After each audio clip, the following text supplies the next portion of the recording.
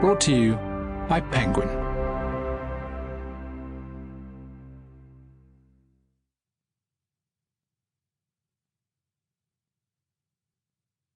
Soul Tourists by Bernardine Evaristo. Read by Vivienne Acheampong, Kayi Ushe, and Bernardine Evaristo. The Shipwreck, 1987.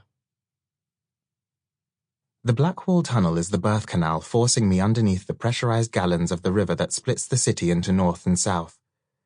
Every week I have to leave the Saturday morning sky view from my flat in the grand Georgian crescent of the Paragon, which faces the wide green flatland of Blackheath. The sky is the mother of all shapeshifters, but whether tumultuous with rain and storms, washed out with cold, or reflecting the brilliance of an imaginary blue, if I look long enough, I can attach my worries to an itinerant cloud and watch it drift away.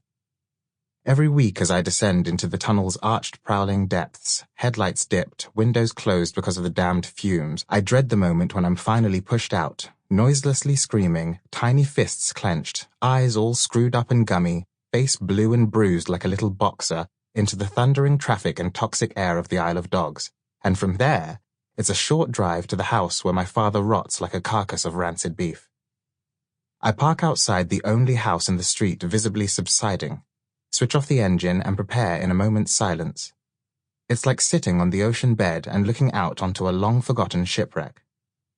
Sandwiched between identical one-story terraces, all of which have gleaming windows and neatly pruned hedges, is my father's roof with its mosaic of ill-matched tiles. Quartered window panes, frames black and fissured, are streaked with the greasy residue of the tar of cigarettes. A pile of bricks taken from the crumbling street wall is stuck in the middle of his garden, rising like a triumphant ruin out of weeds and tall grass. The path to the front door has missing slabs, and my way is blocked as usual by a tall green wheelie bin standing where the dustmen left it the week before.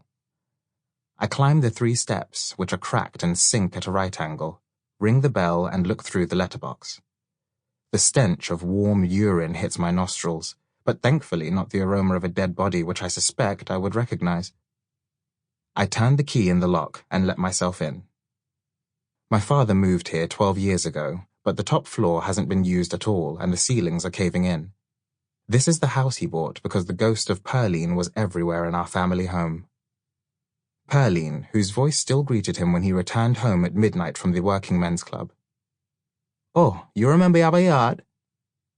Pearline, whose cooking aromas still filled the kitchen, fried garlic and onions hissing in a pan, curried goat in a pot on the stove, and his favorite, rum-soaked fruitcake baking in the oven. "A look of something for later, sweetie pie." Pearline, whose antique cook's knife with its smooth ivory handle gathered dust in a drawer because when he used it he could feel her strong hands sawing deep into hundreds of succulent hams, the Sunday roast, gammon. Pearline, who told me I'd inherited the gift, passed down through generations of her mother's family to see what others could not. "They'll find you in time, Stanley." Pearline, who suspected what I already knew but did not want to admit, even to myself, that sometimes when I was on my own, I sensed I wasn't. Pearline, whose votive candles for the dead ancestors she talked to left smoky streaks on the rosebud wallpaper over their bedroom mantelpiece. Pearline, whose favorite calypso song played itself in the middle of the night, waking Classford in a cold sweat. Zombie jamboree that took place in a London cemetery. They were singing back to back, belly to belly. I don't care a damn, I done dead already. When he hung up his flannel next to her threadbare green one, stiff and brittle as old cardboard, he heard her snap back. "When it get a hole, then I'll get a new one." When he opened the bathroom cabinet searching for aspirin, it was crammed full of her medicine bottles and lotions, ointments and tubes, bandages and plasters. When he rummaged in the wardrobe, placing the armpits of her clothes to his nose, he smelled the noxious legacy of perfume infused with chemicals that had escaped through her pores.